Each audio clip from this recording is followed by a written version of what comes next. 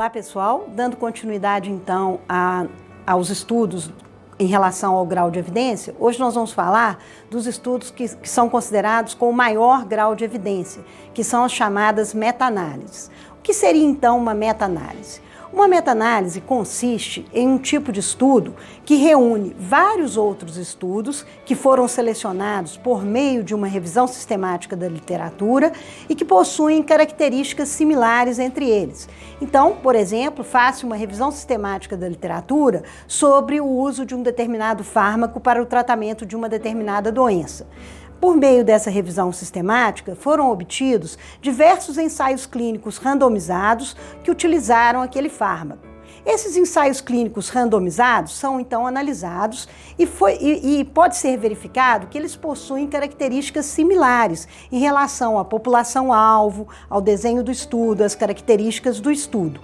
Caso esse grau de homogeneidade permita que todos esses ensaios clínicos sejam analisados de uma forma reunida, ou seja, o ensaio clínico 1 tinha 100 pacientes, o 2 tinha 150, o 3 tinha 300, o 4 tinha 200, por meio da meta-análise, você reúne todos os pacientes de todos esses ensaios e faz uma reanálise dos dados para traçar uma conclusão mais robusta. Ou seja, se os ensaios 1, 2 e 3 mostram que o medicamento é eficaz, mas o ensaio 4 não mostra, pode ser que por meio da meta-análise, os estudos todos em conjunto mostrem que, de fato, o medicamento é eficaz. Ou, em outros casos, você reunindo todos os estudos, se houver controvérsia, pode ser que você conclua que o medicamento não mostrou evidências suficientes para demonstrar sua eficácia. Então, a meta-análise é mais relevante do que cada estudo analisado separadamente, porque ela consegue reunir os dados de todos esses estudos, reanalisá-los e traçar uma conclusão mais robusta, obtida por meio de um grupo maior de pacientes e também de um grupo grande de estudos.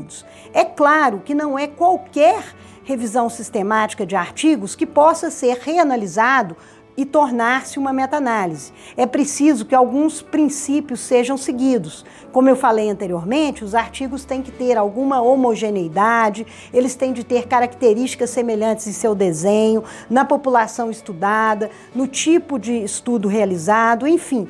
Existem algumas exigências do ponto de vista estatístico para que uma meta-análise seja feita. Mas o importante é que, ao nos depararmos com uma meta-análise, nós podemos ter a certeza de que nós estamos diante de um grau de evidência considerado 1A, ou seja, a melhor evidência disponível para aquele assunto.